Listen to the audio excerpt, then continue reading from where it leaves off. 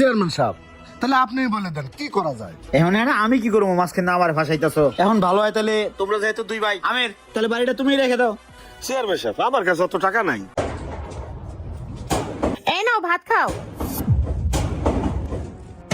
দেখছো দেখছো দেখছো, আটটা না বাজতে আজকে শুরু হয়ে গেছে। এতদিন তো দিনে চালের উপরে বসছে, এখন ভাতের উপরে বসছে, কখন তোর মাথায় পড়ে। আমি আর এই বাসে থাকুম না।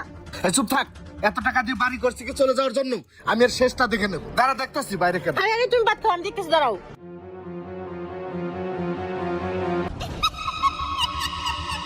কেন রে আমার ছেলে ঢিল মেরে কেন রে?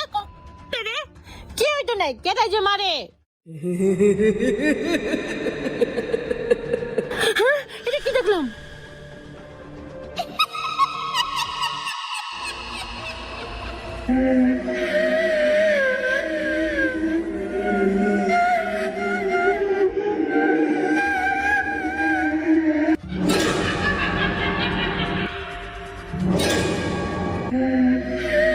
ভূত তো চলে, ভূত কি আছে? আর বাঁচাও। কি হলো বাইরে, কি হলো? এই সিমি, কি রে সিমি? এই সিমি, সিমি কি হয়েছে? ভূত ভূত? এখানে, ভূত কই ভূত? ওইখানে, ভূত ওইখানে, ভূত ওই তো ওইখানে ছিল। আরে কই? আমি আরে তো আমি কিছুই নিজের দেখি। চোখে আমি দেখছি ভূত। আরে ধর, কি দেখি দেখছ? ওঠ ওঠ ওঠ, যা ঘরে যা, যা যা যা, পানি খা, পানি খা, ঘরে শুয়ে থাক। আমি একটু বাথরুম থেকে আসি। আচ্ছা এটা দেখে যাইও। শালার ভূত, তুমি শুধু মাইয়া মানুষের সামনেই পড়ো না, আমার সামনে পড়লে তোর পেটে পাড়া দিয়ে একদম হাগায় ফেলতাম।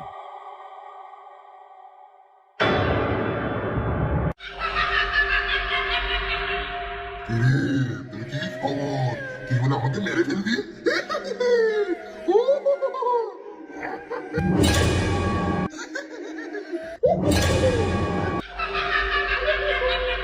ওরে বাবারে, ওরে বাবারে, ভূত, ভূত, ভূত, ভূত, ভূত, ভূত।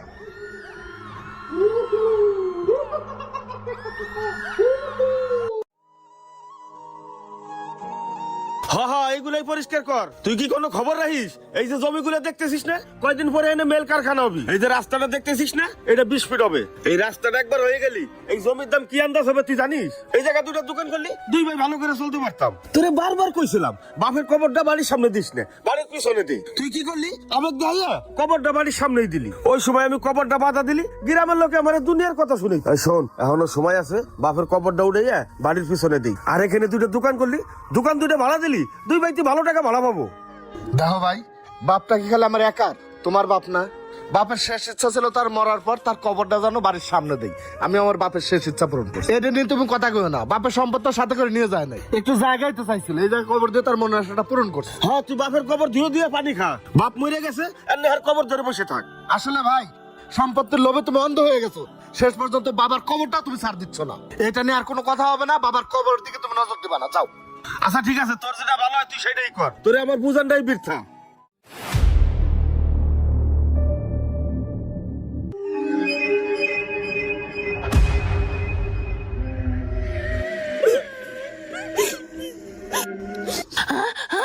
কি রে, এত রাতে কান্দে কেডা? দেখছো দেখছো দেখছো, এখন রাত কয়টা বাজে? কে যেন ঘরে পিছনে কান্না করে। আর তোমার আমি আগে কইছি এই বাড়িতে কিছু একটা আছে, এই বাড়িটা বিক্রি করো। হয়তো চেয়ারম্যানে দিয়ে দেন, নাহলে কম টাকা তোমার বাইরে দিয়ে দাও। আমি আর এই বাড়িতে থাকবো না, আমার তুমি সরাল হয়ে যাও। আচ্ছা, রাতটা পোহাক সকাল হোক, চেয়ারম্যান সাহেবের কাছে যাই, দেখি চেয়ারম্যান সাহেব কি বলে। আচ্ছা তাই করো, এখন ঘুমাও। চেয়ারম্যান সাহেব, একটু কথা ছিল। হ্যাঁ বলো। শখ করে বাড়িটা করলাম, বসবাস করবো, কিন্তু এখন দেখতাছি ওখানে আর থাকা সম্ভব না। কে কিছে? সারা রাত ভূতের ভয়, ঘুম থেকে উঠে দেখি রাস্তায় ঘাটার জন্য কাটা দিয়ে রাখছে। আমার রাত 12টা 1টা নাই, সারা রাত চালের উপর কে যেন ঢিলা। আমার বাথরুমে গেলে দেখি কে যেন কালা কাপড় পরা দাঁড়ায় আছে। চেয়ারম্যান সাহেব, আমার মনে হয় কে যেন আমার সাথে শত্রুতামি করতেছে, আপনি একটু দেখেন না বিষয়টা। আরে তোমার কি কোনো শত্রু আছে? তোমার সাথে এমন করবো কেটা? শোনো, এটা অনেক পুরান বাড়ি তো, মনে হয় কিছু একটা আছে। আমার মনে হয় এটা অরিজিনালি ভূত। শোনো অলঙ্কি, তুমি একটা কাজ করো, তুমি তোর বাইরে বইসা একটা বোঝা পারা করিয়া বাড়িটা বেচা ফেলাও। আচ্ছা দেখি কি করা যায়। হ্যাঁ যা তাই করো, দেরি করো না। শোনো, এটা বেচে ফেলানি ভালো হইব, বুঝছো? কি রে আলমগীর, কি হয়েছে? হঠাৎ অফিসে ডাকলি? আরে চেয়ারম্যান সাহেব, আপনি এখানে? আইলাম একটু খোঁজ খবর নিতে। ভাই, অনেক শখ করে বাড়িটা করলাম যে পোলাপান নিয়ে বসবাস করব, কিন্তু সেই উপায় আর নাই ভাই। কে কি হয়েছে? আর কইও না ভাই, রাত্রেবেলা টয়লেটে যাওয়া যায় না, ভূতে ঢিলায়, বিভিন্ন ধরনের সমস্যা ভাই। ভাই তুমি একটা কাম করো, এই জায়গাটা তুমি নিয়ে তোমার ওই ঘরের পিছনে তো আমার একটু জায়গা দাও, ওইখানে আমি ঘরটর করে বসবাস করি। আরে না না, ওই জায়গা দেওয়া যাবে না, ওখানে আমি মুরগির খাবার করবো। তাহলে কি করবো?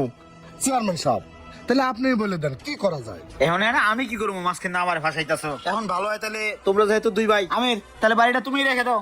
চেয়ারম্যান সাহেব আমার কাছে অত টাকা নাই। চেয়ারম্যান সাহেব, জায়গাটা তাহলে আপনিই রাখেন। না না, কি আমি কি জমি নেবো? কিরে লিটন তুই কি কস? ও ভাই আপনি নিজেই নেন। আমি নেবো ওই জমি, ওই বাড়ি নিয়ে আমি কি করবো? সারা বাড়ি ভূতের আনাগো না, ওরা তো বসবাসের যোগ্য না, ওই বাড়ি নিয়ে তোমার ফালাই রাখা লাগবো। শোনো, যা স্যার দামাদামি করলাম না, 1,10,000 টাকা দিয়ে দিচ্ছি, ওইলে আমার রেজিস্ট্রি করে দিয়ে দাও, যাও। হ ভাই, কি কোন চেয়ারম্যান সাহেব, এই জায়গাটার দাম আছে মিনিমাম 50 লাখ টাকা, আপনি 10 লাখ টাকা দিতে চাইলেন কোন হিসাব? আর ধরুন তুমি তোমার জমি 50 লাখ টাকা বেচো। চেয়ারম্যান সাহেব বসেন, রাগ করেন কে? ভাই কি কও তুমি? আরে দে দে। চেয়ারম্যান সাহেব ঠিক আছে, তাহলে আপনিই নিয়ে নেন।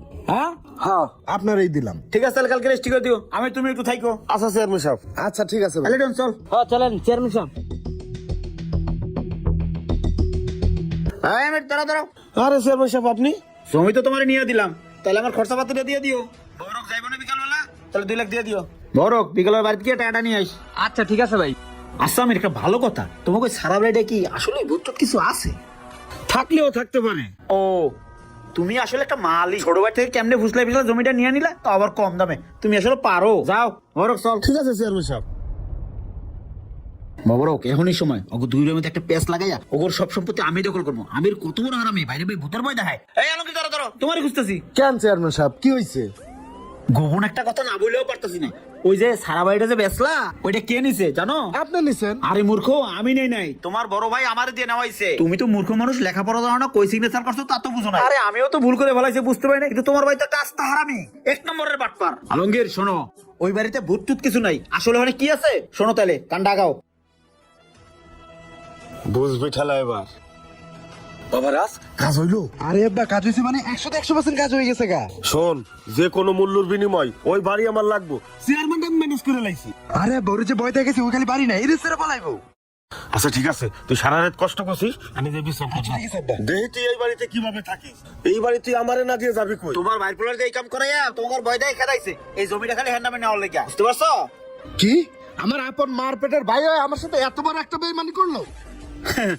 সম্পত্তির কাছে কোনো ভাইটাই নাই, এখনই অ্যাকশন নাও, যাও। আমি ওরে এখনই দেখতাছি। হ্যাঁ হ্যাঁ, তোমার যে অ্যাকশন না এখনই নাও, যাও যাও। ওরে আমি দেখতাছি চেয়ারম্যান সাহেব, দাঁড়ান। ঠিকই আছে চেয়ারম্যান সাহেব।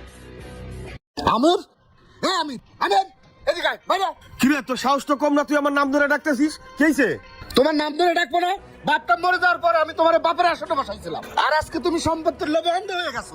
তুমি আমারে বুঝাইছো ওই বাড়িতে ভূত আছে, আরে ভূত তো তোমার পোলায়। তুমি ষড়যন্ত্র করে চেয়ারম্যান রে দিয়ে আমার কাছ থেকে বাড়ি লিখে নিচ্ছ। সম্পত্তির এত দরকার ছিল তুমি আমারে কইতা, আমি তোমার এমনি জমি লিখে দিতাম। ভয় দেখানোর কি দরকার ছিল? চেয়ারম্যানের সাথে ষড়যন্ত্র করার কোনো দরকার ছিল না। তুমি কি একদিন মরবা না, কবরে যাইবা না? এই জায়গা সম্পত্তি কি কবরে নিয়ে যাইবা? শোন, চেয়ারম্যান তোরে ভুলভাল বুঝাইছে। আয় বাসায় আয়, কিছু খাবি? আরে ধর, ছাড়ো, কিসের বাসায় যাবো?